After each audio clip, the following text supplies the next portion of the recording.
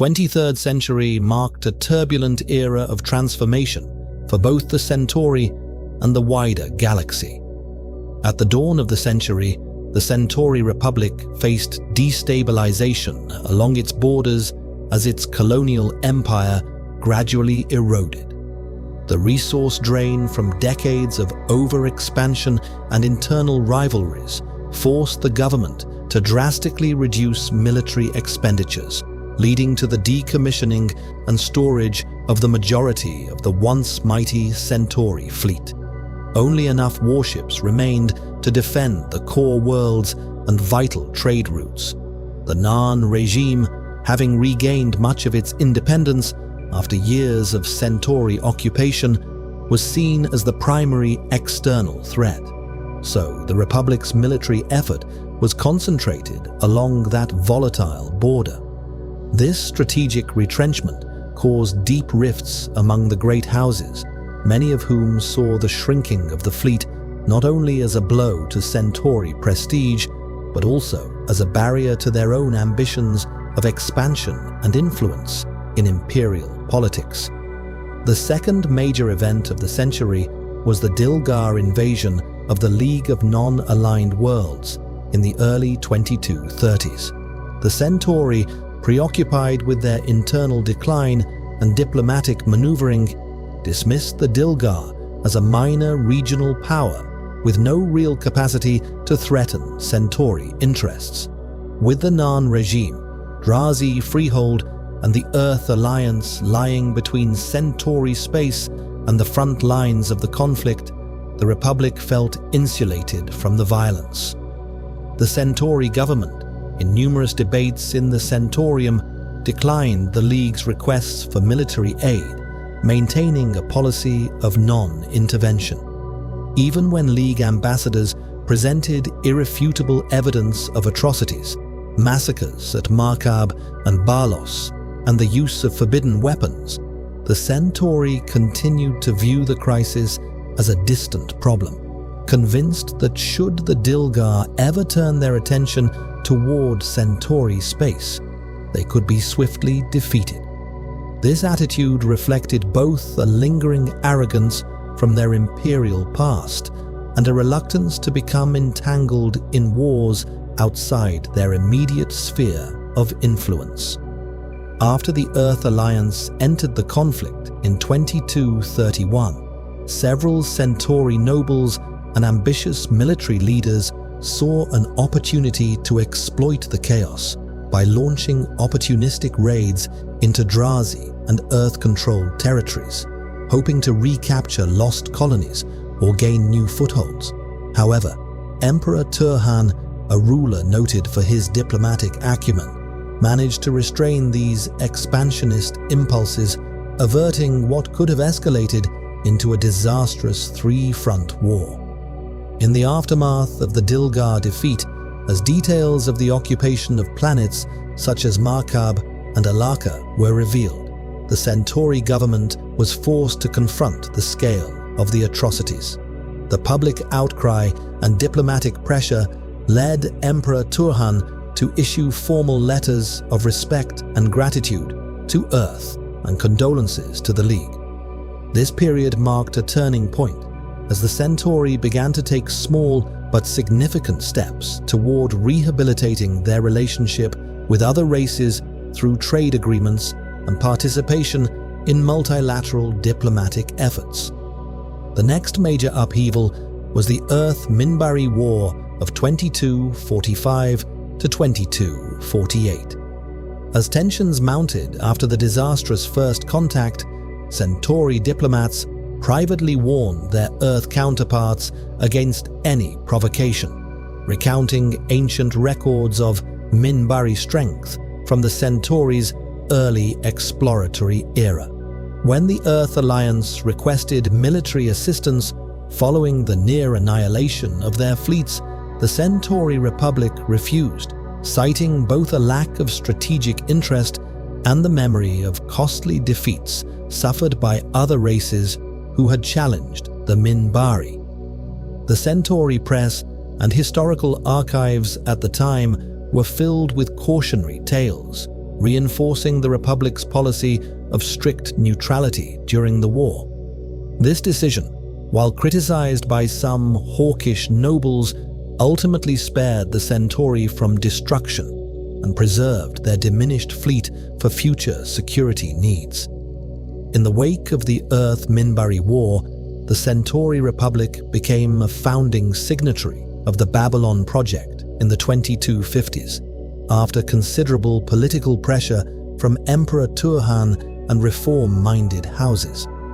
Despite the economic strain caused by years of stagnation and the loss of lucrative colonies, the Republic contributed both resources and personnel to the construction of Babylon 5.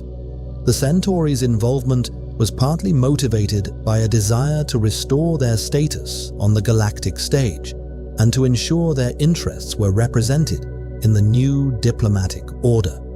Their financial and diplomatic support, even after the first 4 Babylon stations were lost to sabotage, technical failures, or war, was critical in realizing the vision of Babylon 5, the last great hope for peace and interstellar cooperation. Despite the diplomatic efforts of Earth and Minbar in the late 2250s, many of the younger Centauri nobles and ambitious military officers remained convinced that only war could restore the Republic's former glory.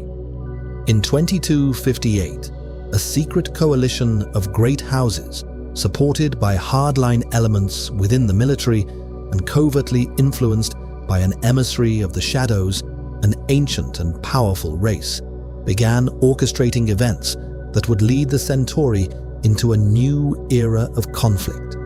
These conspiracies, fueled by centuries-old grievances and the lure of lost power, set the stage for a conflict whose toll would surpass anything the Centauri had experienced in their long and storied history. In 2259, they got their wish, the War of Retribution.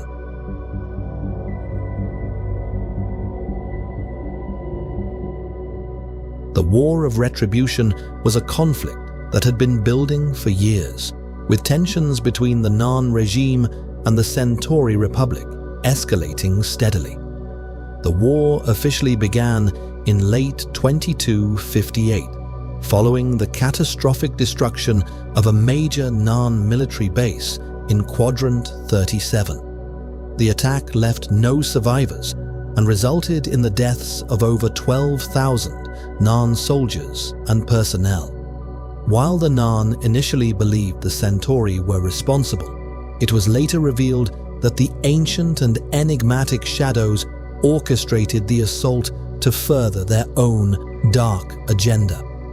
The scale and brutality of the attack sent shockwaves through the Narn leadership and population, triggering a wave of grief, outrage, and a desire for vengeance. This event also served to cement the growing alliance between Centauri ambassador Londo Mollari and the Shadows, as Mollari had secretly sought their assistance to advance Centauri interests against the Narn. In the immediate aftermath of the Quadrant 37 incident, the Centaurium, the ruling council of the Centauri Republic, was deeply divided. Many influential members urged for immediate retaliation and an escalation of hostilities, seeing an opportunity to reassert Centauri dominance in the region. However, Emperor Turhan, who had grown weary of endless bloodshed, sought a different path. Determined to end the cycle of violence that had plagued relations with the Narn and other neighboring powers, Turhan initiated a diplomatic mission to Babylon 5.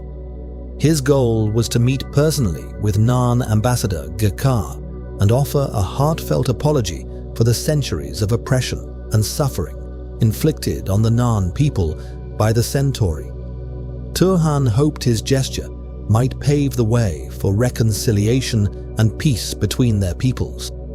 Tragically, before he could deliver his message, Emperor Turhan suffered a massive heart attack on Babylon 5 and died, leaving his vision of peace unrealized and opening the door for more hawkish elements to seize power. Simultaneously, a group of conspirators on Centauri Prime executed a coup, assassinating Prime Minister Maliki and orchestrating the ascension of Emperor Turhan's unstable nephew, Cartagia, to the throne. Believing Cartagia to be easily manipulated, they intended to use him as a puppet to advance their own ambitions. The sudden death of Emperor Turhan and the rapid rise of Cartagia created a power vacuum, fueling instability within the Centauri government. Sensing weakness and driven by their thirst for retribution, the Narn regime formally declared war on the Centauri Republic just hours after Turhan's passing, setting the stage for a devastating conflict. The Narn wasted no time in mobilizing their fleet, launching a swift and aggressive campaign into Centauri space before the interstellar community could fully comprehend the unfolding crisis. The Centauri, convinced that the Narn lacked the capability or audacity to wage open war, were caught utterly off guard. Their military command was unprepared for the scale and speed of the Narn offensive, and their initial defensive positions quickly crumbled. The war, which some Centauri hardliners had long desired, had now erupted, but on terms that left them dangerously vulnerable. During the first 8 weeks of the war, the Narn achieved a series of rapid and impressive victories. Their forces swept through Centauri border regions, capturing large swathes of territory and seizing several key worlds. Many Centauri outposts and colonies were either lightly defended or hastily abandoned as panic spread among the local garrisons. The few Centauri ships that attempted to hold their ground were quickly overwhelmed by the superior numbers and determination of the Narn fleets. Caught entirely unprepared for the ferocity and speed of the Narn assault, the Centauri military could do little more than conduct a fighting retreat, employing delaying tactics and strategies they had learned from observing the Earth Alliance during the Minbari War. Despite these efforts, the Centauri suffered heavy losses and found themselves on the defensive, struggling to regroup and mount an effective counter-offensive. However, the Narn's initial momentum soon revealed underlying weaknesses in their war effort. Their supply lines became strained, and they were forced to commit reserve forces much earlier than anticipated to maintain their gains. By the end of the 8th week, both sides had suffered significant losses, and the front lines began to stabilize. The Centauri, meanwhile, managed to activate their reserve fleets, bringing mothballed warships back into service and reinforcing their battered defenses. With these reinforcements, the Centauri were finally able to launch effective counterattacks, gradually regaining the initiative and pushing back against the exhausted Narn forces. Over the next 4 months, the tide of war turned decisively in favor of the Centauri. With their industrial capacity and vast resources, the Centauri launched a relentless counter-offensive, steadily driving the Narn back and reclaiming world after world. Each victory was marked by brutal space battles and heavy losses on both sides, but the Narn suffered disproportionately as their fleet was steadily depleted. By the final weeks of the conflict, Narn resistance had been reduced to a handful of scattered outposts and the heavily fortified Narn homeworld. The once promising Narn campaign had collapsed under the weight of sustained Centauri pressure and the technological superiority of their new shadow-backed weaponry. In a final act of desperation, the Narn military mounted a large-scale assault on the Centauri supply base at Gorash 7, hoping to disrupt the enemy's logistics and buy time for their beleaguered homeworld. Upon hearing this, Ambassador Londo Mollari once again reluctantly called upon his shadow allies, who unleashed their terrifying advanced ships against the Narn fleet. The Shadows decimated the attacking Narn forces in a matter of minutes, eliminating any hope of relief. Simultaneously, the Centauri launched a merciless assault on the Narn homeworld, bombarding the planet from orbit with mass drivers, gigantic kinetic weapons that rained destruction on Narn cities for over a week. The relentless bombardment shattered Narn's infrastructure, killed untold millions, and forced the devastated Narn government to surrender unconditionally to the Centauri Republic. Yet even with the formal surrender of the Narn government, the suffering of the Narn people was far from over. The Centauri, driven by a desire for retribution and humiliation, imposed harsh occupation policies, executed resistance leaders, and began a systematic campaign to eradicate any remaining opposition. The Narn population faced brutal oppression, reprisals, and exploitation under Centauri rule, marking one of the darkest chapters in the history of interstellar conflict.